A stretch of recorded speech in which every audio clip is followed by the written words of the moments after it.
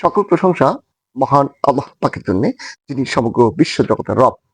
দেখুন, আজকের যে ক্লাসটি হচ্ছে MCQ solution. Number one, what kind of noun is cattle? প্রাথমিক বিদ্যালয় সহকারী শিক্ষক পরীক্ষা 2013। আচ্ছা, দেখুন এই প্রশ্নটি বাংলা অর্থ কি? What kind of noun is cattle? এই যে ক্যাটল শব্দটা আপনারা দেখতে পাচ্ছেন, এই শব্দটা আসলে কোন ধরনের নাউন, মানে কি ধরনের হচ্ছে নাউন?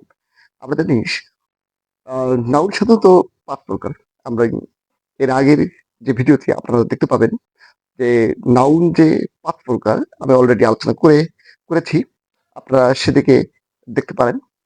আচ্ছা, দেখুন আজকে হচ্ছে what kind of noun is cattle, মানে ক্যাটল শব্দটি আসলে কোন ধরনের নাউন? নাম্বার 1 হচ্ছে প্রপার নাউন, কমন নাউন, তারপর হচ্ছে কালেকটিভ নাউন, ম্যাটেরিয়াল নাউন।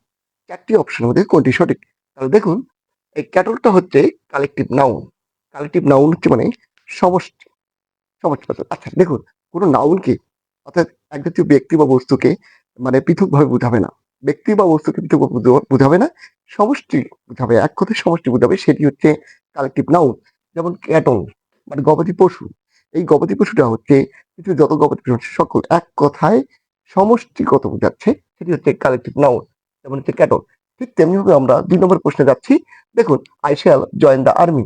এই যে আর্মিটা শব্দটা আছে, এই আর্মি আমি সেনাবাহিনীতে, আমি আর্মিতে কি জয়েন মানে যোগদান করব।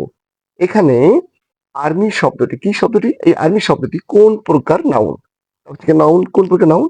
দেখুন, প্রাথমিক বিদ্যালয় সহকারী শিক্ষক ২০০১। আচ্ছা, দেখুন এই ৪টি অপশনের মধ্যে দেওয়া হচ্ছে নাম্বার 1 হচ্ছে ম্যাটেরিয়াল নাউন, নাম্বার 2 হচ্ছে কালেকটিভ নাউন, নাম্বার 3 হচ্ছে কমন নাউন, নাম্বার 4 হচ্ছে প্রপার নাউন। কোনটি noun? I shall join the army, এখানে আর্মি শব্দটি আসলে কোন ধরনের নাউন? এটা হচ্ছে কালেকটিভ নাউন। তার কারণ সমষ্টিগত, অর্থাৎ কোনো ব্যক্তি বা বস্তুকে মানে এক কথায় সমষ্টিগত বুঝাবে, পৃথকভাবে বুঝাবে না, সেটি হচ্ছে কালেকটিভ নাউন।